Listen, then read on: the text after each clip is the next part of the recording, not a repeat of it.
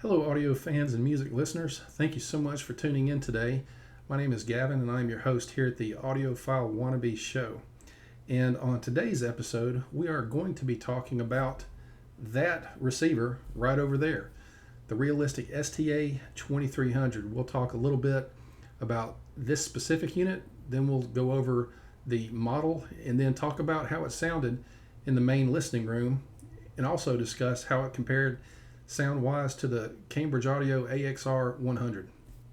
A bit about this specific unit. This is normally where she's perched on top of the buffet console there, paired with the Pioneer 5-disc changer from the early 90s. I believe that's a 94 model, and streaming through the Cambridge CXN V2. And just to the right of the receiver is a turntable made by Realistic from 1988 to 1990, the Lab 450, which is a direct drive automatic turntable. Over the years that I've had this specific unit, from right around 2000 or so, she has sounded great with every set of speakers that she's been paired with, from Klipsch, Lascalas, Heresies, KG4s are my preferred pair to listen to with this receiver, and of course the Forte sound great. Also, the Klipsch RB81 bookshelf speaker, have a pair of those, sound really great. And also the Wharfdale Diamond 240s sound quite good with this receiver also. And this photo, I believe, is a somewhat current photo of Foster Electronics that manufactured most of their receivers in the early 80s. And they're the specs on the unit, according to AI: 120 watts per channel into 8 ohms, and 15 hertz to 25 kilohertz as far as the frequency response. A really good total harmonic distortion from back in the day at 0.05%. And it doesn't say it on here, but I'm pretty sure she is compatible with 4 ohm to 16 ohm as well. Yeah, I just looked up that real quick just to make sure, and the receiver is compatible from 4 ohm all the way up to 16 ohm. And here's a list of the features on the receiver. And I don't know about you guys, but one thing that I really like about these older receivers, and this one is no different, but back in the day, they always had tape loops on these receivers, and you could always add an EQ of your choice if you wanted to manage tone controls. That was always a blast. Always used one. Actually used a Realistic 10-band EQ. Still have it, but just don't have it hooked up in here for whatever reason. But the tape loop is a really good addition. Another thing I like about these old receivers is just the way that they look. I really find the old silver face bigger units just very aesthetically pleasing. And this particular unit, when I got it, I did have a friend in North Mississippi refurbish the unit, so it has been recapped, and he also put in some very soft white LEDs on the front face, and so you can see the LED lit a little bit right there. There's a picture with the overhead light turned off, so you can see how that soft white LED looks in the receiver. I just think that's absolutely beautiful. And sitting next to the Cambridge CXN and CXC products, I think that's just a really good looking pair.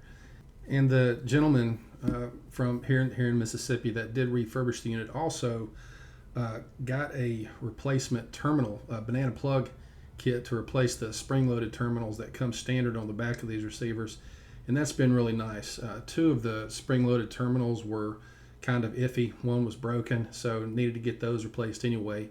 Went ahead and got these put in, which makes it much more user-friendly. And since we're just on that subject, you can go on eBay. They do have some terminal kits for the Realistic units. And if you want to redo the lights in the front of this receiver, this is an LED kit available on eBay as well. And just wanted to show one more photo of that unit in the room. It just looked really good in the main listening room. Sounded good too. We'll get to that next. So just thought it would be easy to do this way. If you're curious about the songs that I listen to, these are the songs that I used. And then also to compare the unit just to see how it sounded against the Cambridge AXR100. So if you'd like to pause and go ahead and check out this list, you are more than welcome to do so. Okay, so how did the unit sound in the main listening room? Sounded really, really good. Thoroughly enjoyed listening to it.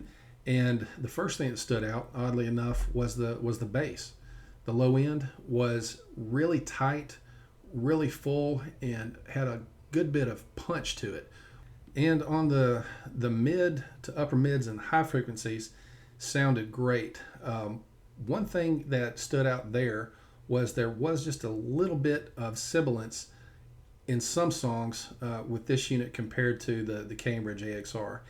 And one observation that I made on this go round with this test is that regardless of the type component that I introduce into the system, whether it's the receiver, cables, or whatever, but it just seems to be that whenever something does allow for a more openness and airiness, which I do prefer and enjoy in the mids, upper mids, and highs, but that it also does tend to add some additional brightness, which I don't enjoy quite so much.